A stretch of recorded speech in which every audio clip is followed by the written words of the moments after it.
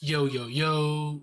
What's good, YouTube, man? It's your boy, Mickal, aka Mr. Nappy here, boy. In today's video, man, we got the update.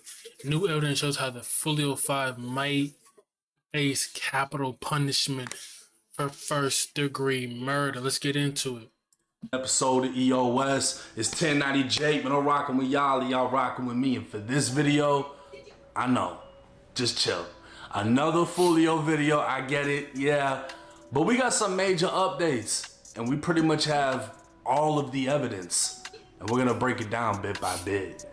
August 3rd, 2024, the state attorney's office filed a motion to basically keep Isaiah Chance, aka Gutter Zay, in jail.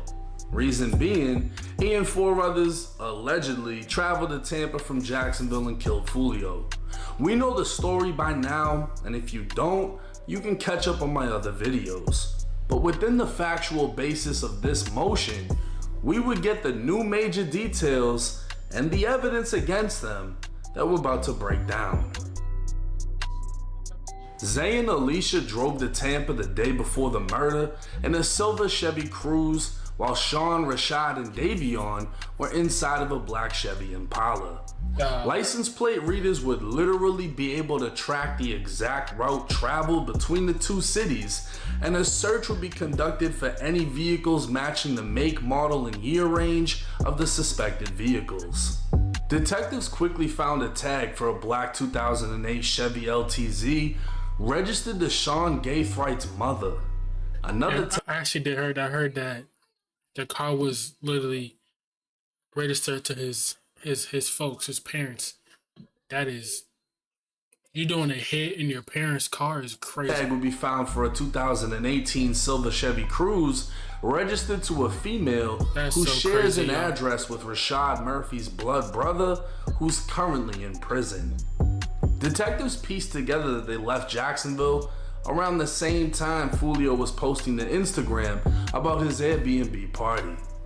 Surveillance cameras would show Zay and Alicia tracked Foolio to two separate clubs, and at both locations they got out of the vehicle while Zay used Alicia's phone to communicate with Sean. Sean's Chevy Impala could be seen on video arriving at both clubs after Zay's communication. Foolio was driven. To me, it sounds like y'all stupid. Y'all didn't really. It sounded like they didn't really plan it. Then they. Now they're finna spend They finna spend the rest of their life in prison for the rest of their life. They're not getting out of nothing. They is not getting out. They finna sit there in jail for the rest of their life, doing some stupid shit like this. To the hotel in a 3-car convoy. While at the hotel, Zay and Alicia drove by Foolio's pod car twice. A Tesla camera in Sentry mode would capture both suspect vehicles on camera, as well as the shooters approaching on foot. The first shooter was masked with dark skin, military boots, dark jeans with a rip in the left knee, a black belt, and a black hoodie. He was carrying a Glock in his left hand that had an extended magazine. The second shooter was tall, skinny, wearing a dark blue hoodie and black pants. His light skin complexion could be seen above his mask to the top of his hood and between his gloves and sleeves. He was carrying an AR with a shell catcher. The third shooter was heavier, wearing all black with an orange ski mask, and also carrying an AR with a shell catcher. Shooter 1 was the first to fire, and as detectives observed the muzzle flashes along with the impacts on the windshield of Foolio's car, the thing is I don't get is how come Foolio wasn't really hanging out like with the people that he used to see, I think from like his music videos, from like his people, like, cause are they all like locked up or something? Cause how come he wasn't around, some the crack and all them? How come he wasn't around them for his birthday? He's around like people that you don't really know, you feel me? So I don't know, man. It became obvious the Glock had a switch and was firing automatic. 31 9mm shell casings would be left at the scene, while not one rifle round was found because of the shell catches. License plate readers would again capture the vehicles after the murder. The crews traveled back to Jacksonville while the Impala went east towards Polk County. Wow. Both vehicles would be placed into the system as felony wanted vehicles, and 3 days after the murder, sheriffs in Gwinnett County, Georgia, would attempt a traffic stop on the silver Cruze.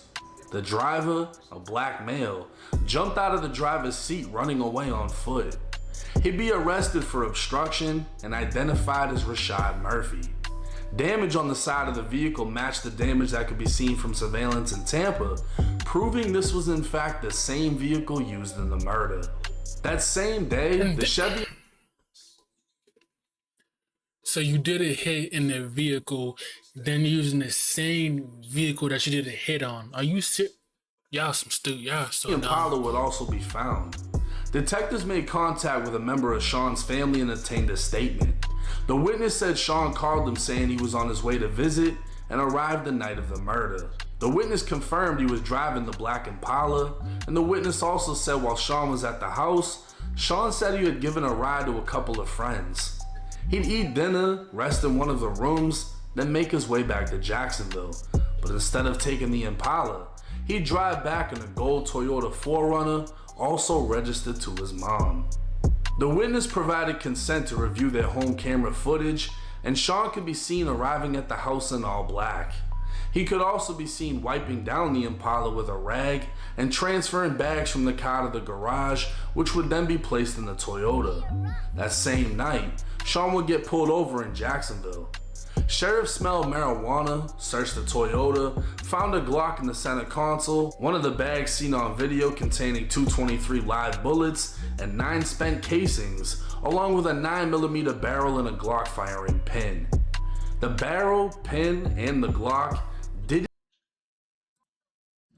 didn't match the casings in Foolio's death, but the spent rifle casings came back to 2 shootings. One was a homicide in Jacksonville, and the second shooting was the prior attempt on Foolio's life when he was shot in the foot. This would mean Sean is not only charged with killing Foolio. Yo, I heard also that when Foolio got shot in his foot, he was the one that was actually there too as well.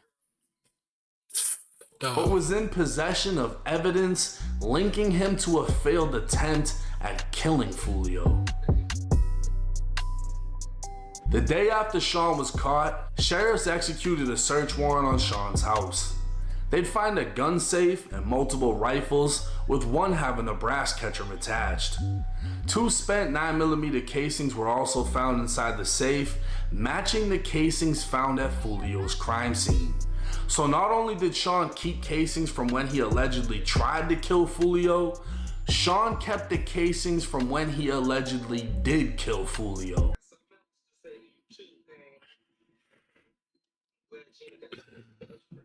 Oh man. So you kept shells, or case shells, plus if you did kill Foolio, you kept them. Why would you y'all some dumb They just ass couldn't niggas, find man. the actual gun. Zay's house would get hit by a warrant next, finding a Glock with an extended magazine, a Glock box, and notes in a notebook detailing Glock switches. The Glock wasn't a match to the murder, and a poster would be found in Zay's bedroom dissing Foolio's gang.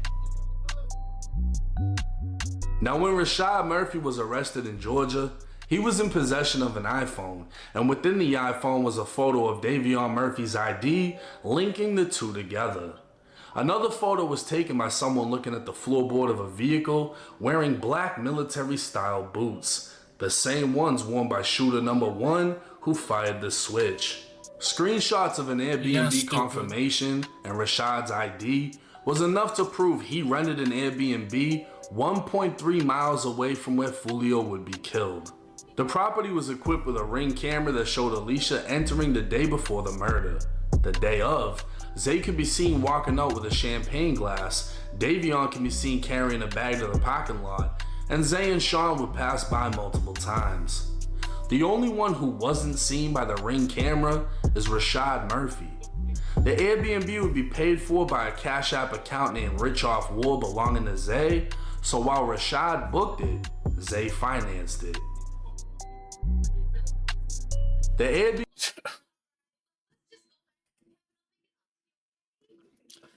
So they're sloppy trying to do this. So to me, it seems like they're really trying to get Philip up out of here, but they're sloppy with it.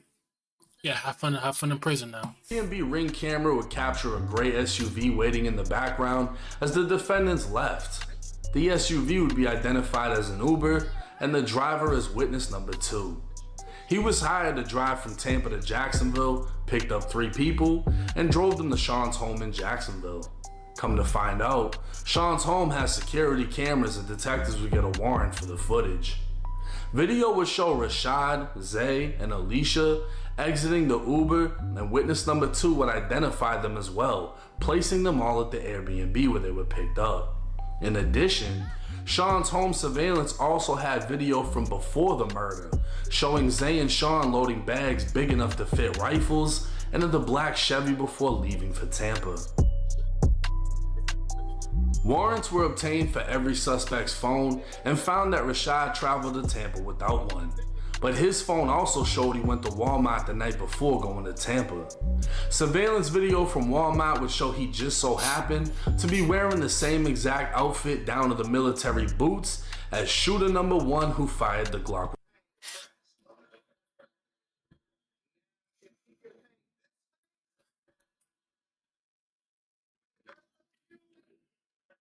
Y'all are some dumb ass. You were in the same outfit that you didn't hit on? With the switch. It was also later verified Rashad is left-handed, as the shooter was.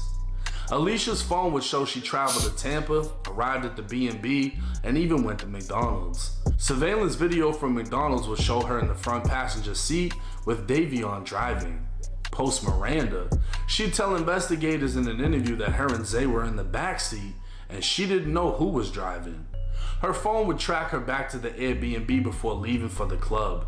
She'd be tracked to the clubs, was communicating with Sean, and was on surveillance video at both places. Her iCloud would show she also shared her location with Sean 3 different times while tracking Foolio. Wow. Zay, Sean, and Davion would all be tracked by their cell phone GPSs to every single location. Sean's phone would also reveal he was messaging a female, asking her to contact a male that was with Foolio to get their location. A message found after the murder was committed would state, "I'm coming home, my thirst is quenched. Pop a bottle of Don Julio today." Murder. Oh.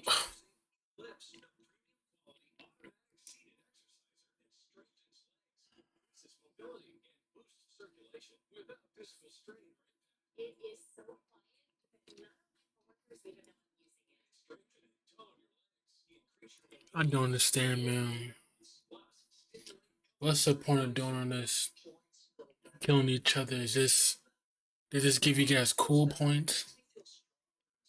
Because what does this exactly do? I don't understand. I really don't. This make y'all feel good? Okay. Alicia provided a post Miranda statement where she identified herself and all the footage she was seen in, and identified Zay as the one driving while tracking Foolio. She admitted to allowing Zay to use her phone while communicating with Sean, but denied knowledge of the murder, and was caught lying multiple times during the interview. She claimed she was only at the clubs because they were thinking of partying there. She claimed her and Zay walked up to ask how much it was to get into each club, but that was proven false by the surveillance video. She'd even admit to her and Zay being at the scene of the murder, claiming they were just lost and didn't know the victims.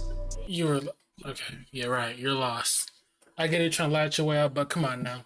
They're not stupid, like, what? Now it's hard to say that these are the alleged killers when you read 18 pages of that. Of how they were able to be tracked from Jacksonville, every GPS location.